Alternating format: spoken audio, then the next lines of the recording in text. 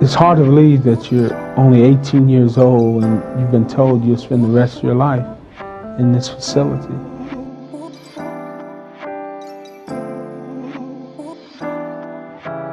Yeah, I believe it's possible I could be here the rest of my life. I'm working on my appeal to this day. If you believe that you can or you can't, you're right. Whichever one you choose. If you believe you can do it, you're right. If you believe that you can't, you're still right. This is my sincere prayer. My name is Corey Frazier. I thank y'all for listening to my talk. I'm just a kid from Flint, Michigan. I pray that all y'all have a blessed day on purpose.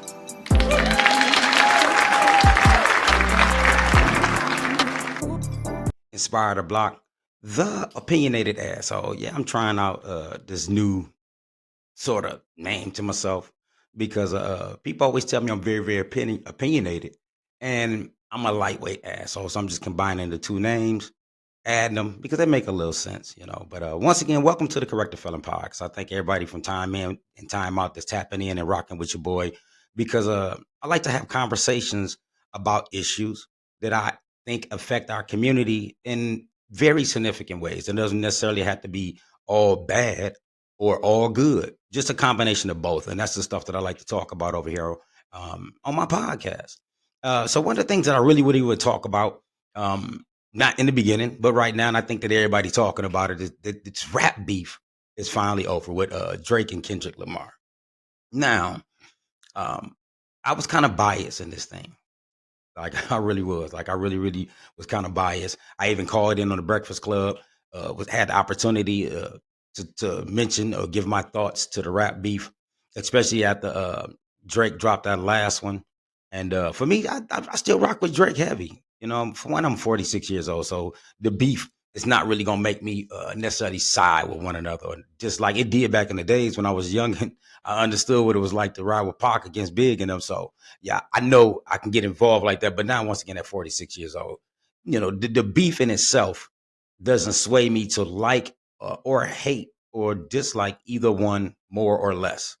So, but I think the rap beef was good. It's something I want to talk about because I'm gonna create another podcast. I ain't gonna put it out there just yet, but I think I'm gonna be doing it soon. But it's gonna be based on music, and I still love music. I love hip hop. I love it to death. It's something that I grew up on. I come from an era where it started. I was born in 1977, and that's the year, if I'm not mistaken, that hip hop was first started. And I grew up in an era of it to where it became a dominant sound that everybody loved it. And yeah, it's still my favorite music to this day. But one thing about music, and I'm kind of, you know, segueing into really what I want to talk about because the Kendrick Lamar beef and Drake, we can have conversations about that for days, right? It's good entertainment. It was good for the sport. I think that it brought back bars. It started a conversation. Of course, there was some nasty shots thrown in there, but I don't think that that's going to really affect either one. We could talk about the issues though eventually, what they were talking about on them songs because they said some real nasty shit to each other. I'm talking about some real nasty shit, and we could talk about that in the very near future, which I believe I'm gonna do. Like I said, I'm gonna start another podcast. I ain't saying the name of it yet, but be patient. Wait, give me a minute, but I'm gonna do that. I'm gonna announce it soon, and I'm just gonna have fun with content creation. But you know, one thing that rap music has the tendency of doing is giving the wrong messages to youth. Like I'm a big proponent and advocate that we have to start tailoring the music, you know, or delivering a message with the music of some kind of truth from here on out. Because rap music does affect young boys. It affects young people, not just in America, but globally. Like rap music is the number one music around the world.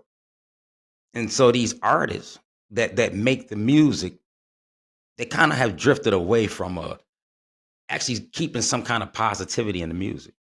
Like it's all bad. All of it is bad. It's degradation of women, the killing of black people as if it's a religion or a sport.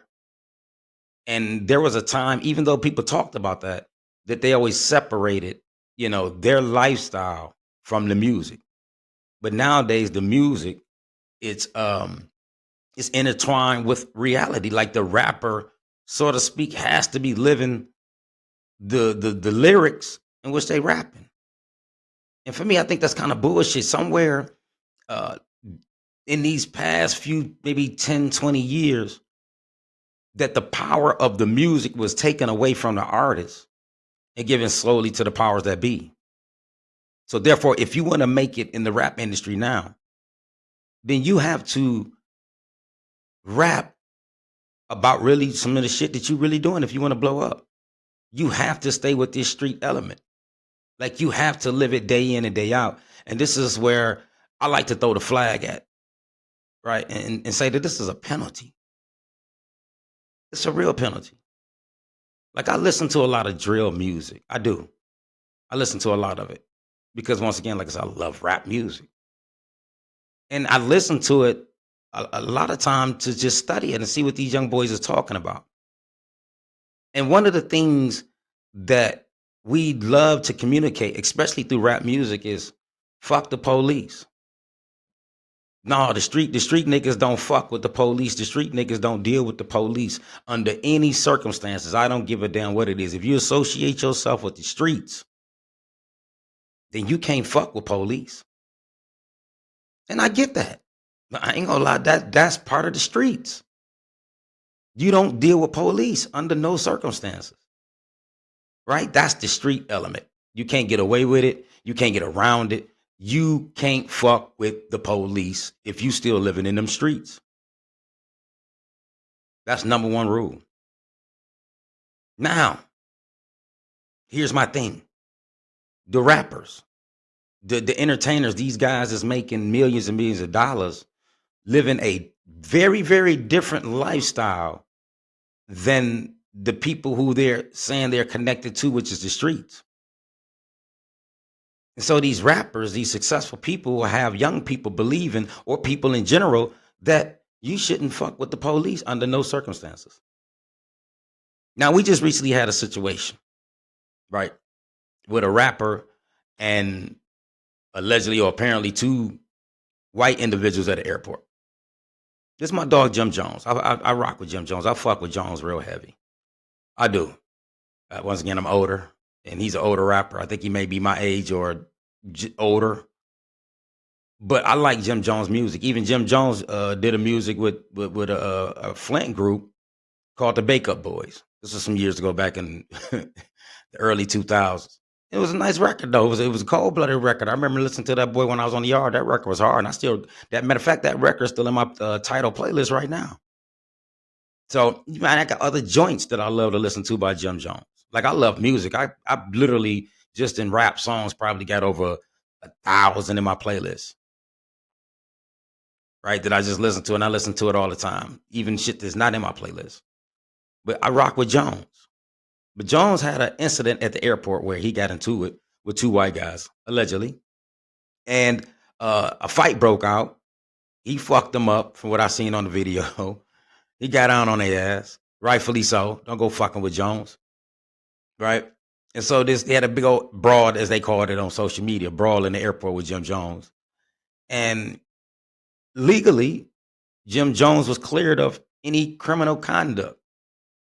And I believe so. You got to look at the video to even find out what I'm talking about. If you saw the video, you know that Jim Jones didn't appear to do nothing wrong. Of course, there's always something before we really get to see it, or what escalated or led up to that point.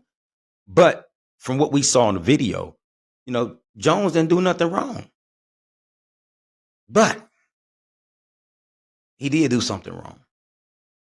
According to the streets, if you listen to Jones continuously or follow him on social media, he has a street connection. He's still connected to the streets. And he violated the street code when he had this incident at the airport. Now, I'm going to play it, okay? I'm only going to play the audio. I can't play the video because, they'll flag it because I don't own the rights to it, but I believe I can get away with the audio. So let's listen to it. Hold on. Let me go back. Let me pause it. Because this was different, So here we go. We're gonna listen to Jim Jones at the airport after this brawl that he had on the escalator with these two people. They both assaulted me. Go sit down. They both assaulted me. Your ass down. I don't fucking care. Sit your ass down. I'm gonna play it again. Here you go. He said he assaulted me. He said he assaulted me. One more time. Let's play. I'm gonna play it one more time, so we can break this down and listen to it. Go sit down. They both assaulted me. Your ass down. I don't fucking care. Sit your ass down. This him with the altercation that he just had with the police, with the people, and he talking to the police. So that's the audio of Jim Jones telling the police that he's been assaulted. Now, the world that I come from, back in Flint, Michigan, the streets, right? Civic Hood, my neighborhood, northwest side of Flint, Michigan, that would be considered telling. That would be considered snitching. Right now, I live here in Atlanta, and I'm not in the streets at all. Let's get that clear, okay? I'm not a street nigga.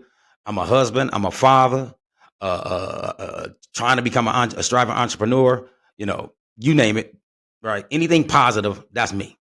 That's what I do, right? I'm a TEDx speaker, right? I got a few things under my belt that I do. I am a suicide preventionist, right? I have a paralegal degree, right? I have multiple certificates, in cognitive thinking, thinking for change. Like, this is the life that I live, right? I go to conferences, the Black Effect podcast conference. I do all this kind of stuff. I'm not a criminal, especially when it comes to another person, property, or their possessions, right? Now, I don't believe that a person carrying a gun is a crime. I don't believe that a person smoking weed is a crime, because I believe that is something that they're doing to themselves. They're not doing nothing to nobody else. And that's a conversation that we're going to have in the very near future, right? But I want to get back to what I was talking about, these street elements, or these street dudes, or these street communications that these rappers be giving. Now, was Jim Jones wrong for letting the police know that he's been assaulted? Right? In a logical world, nah, he's not wrong. He's a citizen. He has that right. You have the right, if you've been assaulted by two individuals, to let the police know this. Right? You have every right to do that. The old lady that stay down the street who see a crime and she reports a crime, she has the right to report that crime. She's not a criminal. She's not in the streets. So she shouldn't be held to the same level that the street guys are. You have to hold that L. You have to just take that. If you're a street cat, right? You have to think smarter and be more of a smarter criminal. But you can't fault the old lady if you commit a crime in front of her, that she shouldn't call the police on you. So, and to keep the world safe and secure, you have to have these kind of things in place. So, no, Jim Jones wouldn't be wrong. He's not wrong in my opinion on that level, but he's wrong because he'll communicate to the streets that you shouldn't do this. And anybody that do this should be shamed for talking and telling, or talking and communicating with the police. That's my problem. That's my real fucking problem right there. Explain to the people that listen to your music, especially the young ones, that your music is entertainment. And that you are not in the streets. You don't live by the street code. It's okay to say that you're successful. You've escaped that element. Yeah, this is my music, right? Don't take my music literally like you wouldn't take a movie, right? Or you wouldn't take anything else that has project anything negative that you know is a form of entertainment. So why can't we do this more? Why do we have to always have a street element in everything? Instead of not telling these young people the way that they living is wrong, and that I don't want to contribute to your lifestyle that's ultimately going to lead to your demise or your destruction. Like, we have to really start talking to young people like this. Why are we so afraid to do that? We the older people, we the OGs. I don't give a damn if you're a basketball player, a rapper, a corrections officer, whatever. right? If you somebody, man, in their late 40s, going to, in their mid 50s or early 50s, or you somebody that come from the hood of the streets, you didn't learn your lesson, you done been to prison, you done been to jail, or you just smarter. You ain't had to never go through none of that, right? You don't have to be that guy or person to have really street credibility, to talk effectively through music or entertainment to these young people. Or from time to time, just give them a message and show the alternative side of it. So we got to get away from this thinking that, everything about black people has to be of the streets. Like it got to be, especially when it comes to the music. Music I will admit, has more of an impact over young people than movies do. Or videos or, shit like that. The music is it. It's the antidote to amp these little motherfuckers up and get them going in these streets. I ain't gonna lie about that. We had something like that when I was coming up. Right? I didn't take too much of it, but I was influenced by at least the culture of that was coming through the music, especially from the West Coast. Like I was heavily influenced, by West Coast music. Shout out to the West Coast. Shout out LA. I be seeing y'all be rocking with me. I appreciate y'all LA out there, man. I be seeing y'all in my analytics. I appreciate the love and support that y'all support me with. So shout out to LA, man. But yeah, I was really, really heavily influenced by LA, especially the gang culture. Yeah, I was heavily influenced by it. But now, 30 years later, I'm telling a different side about it. I'm telling that these streets, man, they death and destruction. There's no other way out of it. I think some of y'all will make it. Some of you young cats is in the streets. Some of y'all will escape it. Something's gonna happen. You're gonna end up moving out of town with your grandmother, and things gonna get better, and you're gonna see a whole different life. You're gonna escape it. But a lot of these young boys, they're gonna get caught up in it, just based on how they live. They're not afraid. Like I talked about on my previous podcast, the weaponry that they got. We ain't had this shit when we was coming up at all. We had nothing like that in the 90s. So we got to start sending a better message, man. We really do. We got to start communicating on a level that we can separate the music from reality. Right? This is something we really got to start doing, because the situation like with Jim Jones, come on now. Either he's going to be held accountable, or we give him a pass for being a citizen. I think give him a pass for being a citizen, because that's really what he is. He ain't this real big bad gangster motherfucker that he portrayed. Maybe he is. I don't know. I ain't gonna never run up on him to find out. Not with that kind of energy. But I just think that he come from that. He come from Harlem. He's made it. He's successful, and that's the life that he lived. This is why he had to do what he had to do at the airport. Because once again, too, maybe if he didn't say nothing, shit, he might have been charged with something. Even though we saw the video footage, we don't know. But I think that if I was in a situation like that and I was, telling the airport security police, yeah, man, these motherfuckers jumped on me. I ain't got no problem with saying that. Especially, I know I done did a little damage to them. I done fucked them up a little bit. So, that would be my take on it. Yeah, they fucking assaulted me. I don't give a fuck how they look. Yeah, I fucked them up, but they started all this shit, and I was defending myself. Because as an American, you have every right to defend yourself. You do. You should never be held criminally if you're in a position where you had to protect yourself. So that's it, man. We just got to start communicating a little bit more better. As older statesmen of the streets, or from the streets, or once a part of the streets, let's start telling the real stories that we really know is going to happen.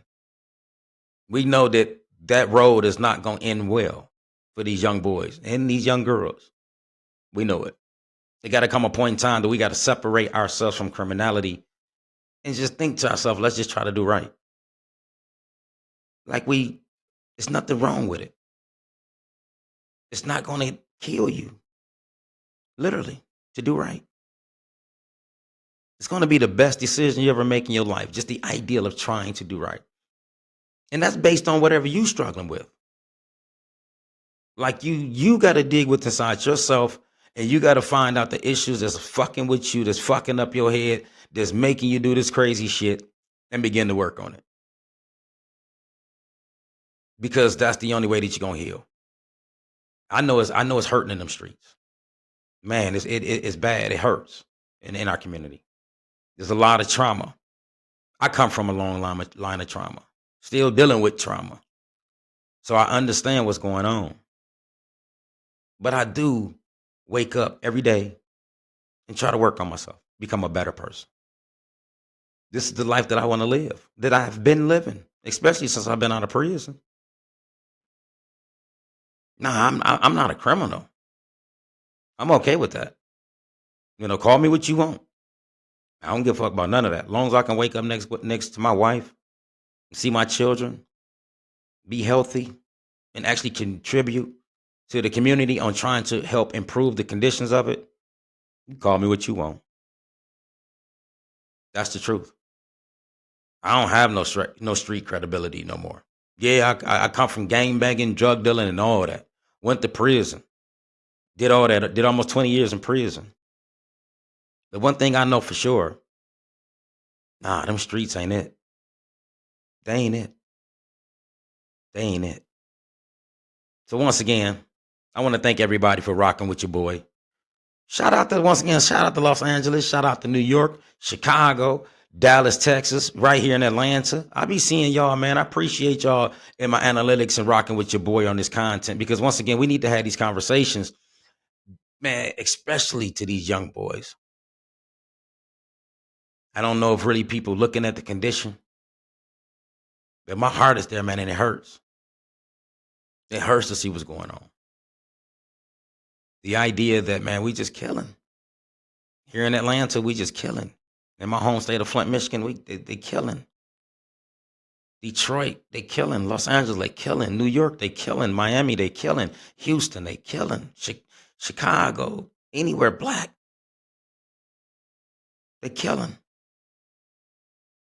We got to stop the killing. We got to stop the killing.